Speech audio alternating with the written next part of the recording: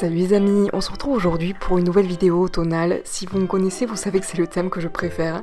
Tout au long de la semaine, je vous ai filmé des recettes que j'adore en ce moment. Elles sont toutes réconfortantes et parfaites pour cette saison.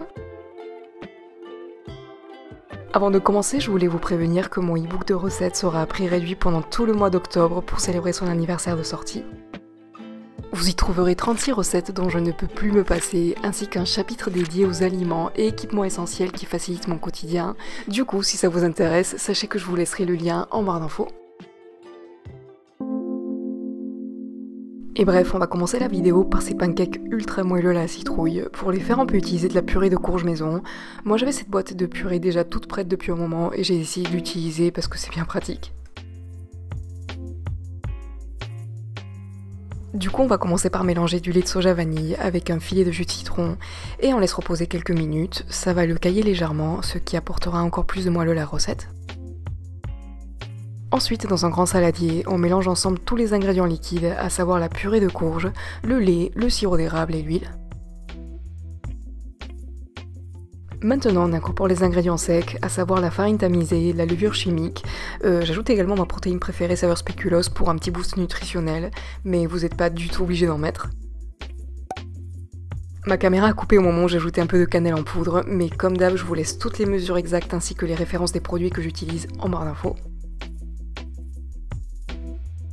On n'a plus qu'à les faire cuire environ 1 minute de chaque côté. On sait qu'on peut les retourner quand des petites bulles se forment à la surface et que les bords s'assèchent un peu.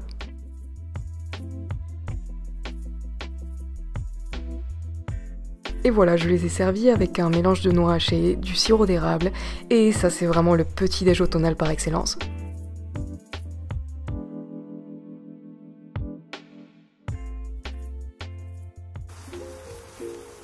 Pour cette deuxième recette, j'ai préparé un dalle de lentilles simplissime. Là je n'avais plus que des carottes, mais on peut le faire avec n'importe quel légume en fonction des saisons. J'ai fait revenir mes carottes dans un bon filet d'huile d'olive et j'étais dégoûtée parce que j'avais plus d'oignons. Donc surtout mettez-en un émincé et faites-le revenir en même temps. Au bout de 5 minutes environ, on peut ajouter une gousse d'ail haché, le curry en poudre et on remue quelques instants pour que l'arôme des épices ressorte. Ensuite, on peut ajouter les lentilles corail rincées, un cube bouillon de légumes, de l'eau et on laisse mijoter une quinzaine de minutes.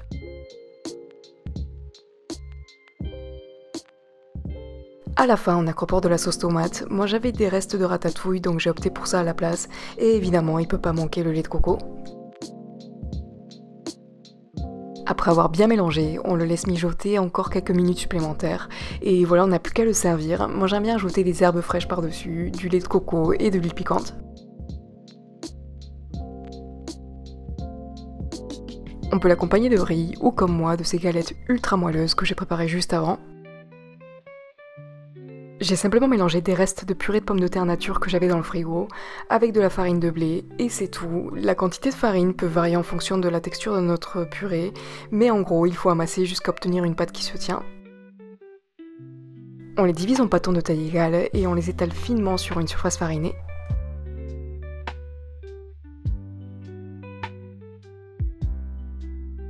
Ensuite, on les fait cuire dans une poêle bien chaude pendant 1 minute de chaque côté. Moi, j'aime bien y mettre de l'huile d'olive pour le goût et pour que ça dore un petit peu plus, mais c'est même pas obligatoire. Le résultat qu'on obtient est juste incroyable, pas besoin d'ajouter du sel ni quoi que ce soit d'autre. Et sachez que ça marche aussi très bien avec de la purée préalablement assaisonnée. Aussitôt après la cuisson, on les place dans un torchon propre pour pas qu'elles se dessèchent. Et pour les conserver bien moelleuses pendant 4 jours, il suffit de les placer avec le torchon dans un récipient hermétique au frais. Comme ça, dès qu'on en a besoin, on a juste à les sortir et à les réchauffer à la poêle pour accompagner un dalle. Elles sont aussi parfaites pour faire des quesadillas ou des wraps évidemment. Je sais pas si vous vous rappelez de mon nutty latte, eh bien en ce moment je n'arrête pas de le faire en version glacée. Mon petit secret c'est de faire les glaçons avec du café, comme ça au fur et à mesure qu'ils fondent, je me retrouve pas avec un truc qui n'a plus aucun goût.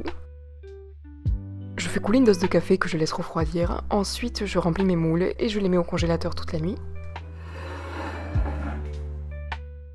Le lendemain matin, je mélange une petite quantité de mon lait préféré pour mettre dans mon café, avec du beurre de cacahuète bien lisse. Moi j'ai ce mousseur pour mélanger, mais ça marche aussi très bien avec un petit fouet.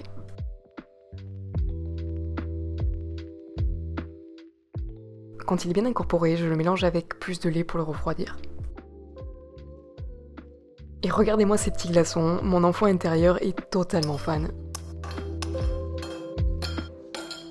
Maintenant, je les mets tous dans un grand verre, suivi du lait à la cacahuète. Je termine par un peu de ce lait au parfum de caramel salé qu'on m'a envoyé et qui est délicieux. Sinon, je mets simplement mon sirop barista habituel et comme d'hab, c'était excellent.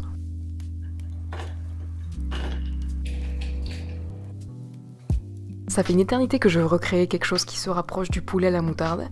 Je me suis enfin lancée et pour le faire, j'ai besoin d'un bloc de tofu ferme traditionnel. Pour info, je l'ai congelé et décongelé au préalable, ça lui donne une consistance encore plus proche de la viande, et sachez que vous pouvez aussi utiliser des aiguillettes végétales à la place. Des champignons, du bouillon de légumes, de la crème végétale, celle-ci je l'adore et je la trouve chez Biocop, mais vous pouvez mettre de la crème de soja à la place. Un petit oignon ou 2 échalotes, du vin blanc qui est optionnel, mais que je vous recommande fortement. Évidemment de la moutarde, une pincée d'origan, et j'ai oublié de le montrer, mais on aura aussi besoin d'une pincée de curcuma et d'un petit filet de sauce soja sucrée. Je commence par trancher les champignons bien nettoyés, émincer l'oignon et détailler le tofu en taille bouchée.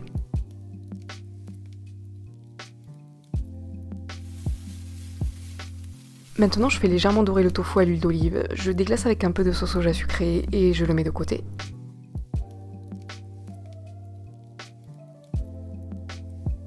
Dans la même poêle, je fais revenir les champignons. Une fois qu'ils ont relâché l'eau et qu'elle s'est évaporée, j'ajoute l'oignon et je fais dorer l'ensemble à feu moyen.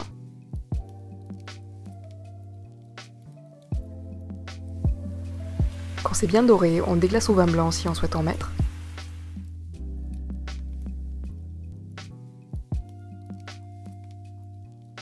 Quand il s'est légèrement évaporé, on peut ajouter le reste des ingrédients. Ma caméra a coupé au moment où j'ajoutais le curcuma pour avoir cette jolie couleur.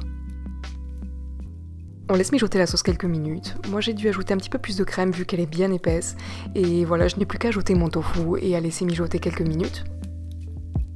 On goûte pour ajuster l'assaisonnement. Perso, j'ai pas eu besoin d'ajouter quoi que ce soit vu que la moutarde est déjà bien salée et relevée.